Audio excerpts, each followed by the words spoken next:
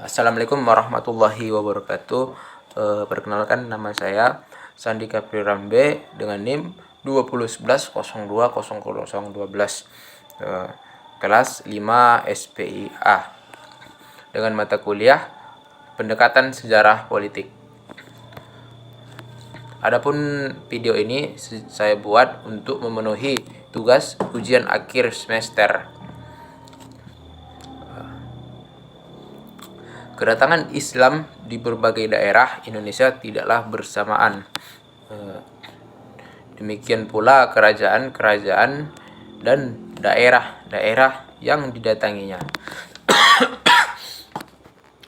mempunyai situasi politik dan sosial budaya yang berlainan. Proses masuknya Islam khususnya yang terjadi di Indonesia itu memunculkan beberapa pendapat, mulai dari pendapat masyarakat, tokoh agama, tokoh politik. Tapi saya di sini lebih memaparkan para tokoh-tokoh yang pada saat itu bisa dikatakan tokoh politik yang mengemukakan pendapat yang diantaranya langsung mengetahui tentang masuk dan tersebarnya budaya serta ajaran Islam yang ada di Indonesia.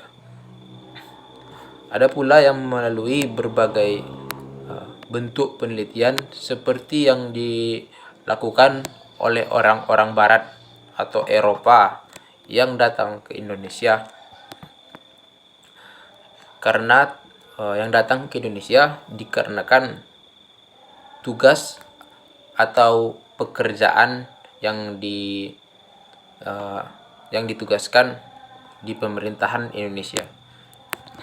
Tokoh-tokohnya yaitu diantaranya pertama Marco Polo, kedua Muhammad Ghor, ketiga antara lain Ibnu Batuhat, keempat Diego Lopez de Sequeira, kelima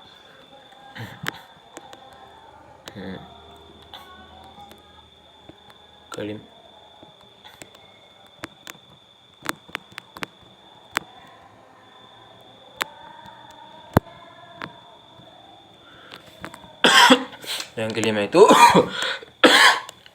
adalah Richard Weinstein.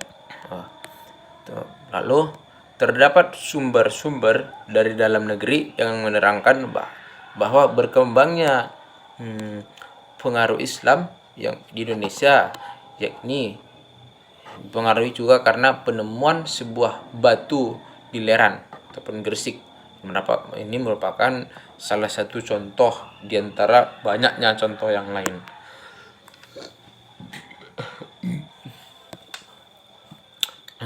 Lalu di dalam batu itu bersuratkan bahwa menggunakan bahasa atau huruf Arab yang sebagian tulisannya telah rusak. Batu itu memuat tentang meninggalnya seorang perempuan yang bernama Fatimah binti Maimun pada tahun 1028. Kedua, makam Sultan Malikus Saleh di Sumatera Utara yang meninggalnya pada bulan Ramadan tahun 676 Hijriah atau tahun 1297 Masehi.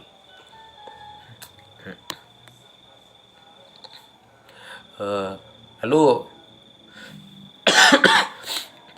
yang ketiga adalah makam Syekh Maulana Malik Ibrahim yang ada di Gresik, yang pada saat itu wafat pada tahun 1419 Masehi. Jirat makam didatangkan dari Gujarat dan berisi tulisan-tulisan Arab. Lalu mengenai masuknya Islam ke Indonesia, ada satu kajian yakni seminar ilmiah. Yang seminar ini diselenggarakan pada tahun 1963 di Kota Medan. Kedatangan Islam di Indonesia, penyebarannya kepada golongan bangsawan dan rakyat umumnya pada saat itu dilakukan secara damai. Saluran-saluran Islamisasi yang berkembang ada 6, yaitu saluran perdagangan. Di antara saluran Islamisasi di Indonesia pada tahap permulaannya ialah melalui perdagangan.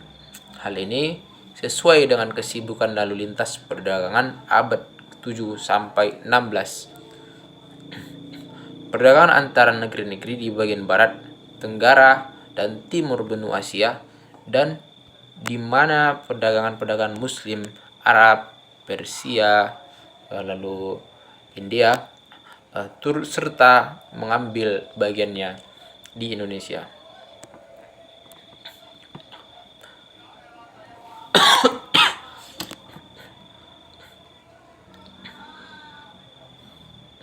Penggunaan saluran Islamisasi melalui perdagangan ini sangat menguntungkan.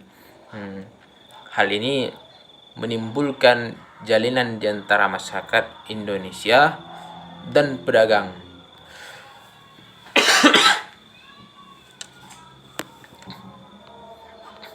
Dijelaskan di sini bahwa proses Islamisasi melalui saluran perdagangan pada saat Islamisasi melalui perdagangan itu dipercepat oleh situasi dan kondisi politik beberapa kerajaan, di mana adipati pesisir berusaha melepaskan diri. Pada saat itu mereka berusaha untuk melepaskan diri dari kekuasaan pusat kerajaan yang sedang mengalami kekacauan. Tak hanya kekacauan hingga perpecahan pada saat itu.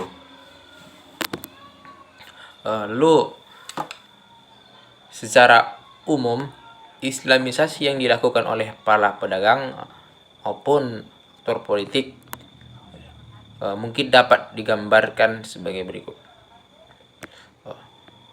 Berdatangan di tempat-tempat pusat perdagangan, dan kemudian diantaranya ada yang bertempat tinggal baik untuk sementara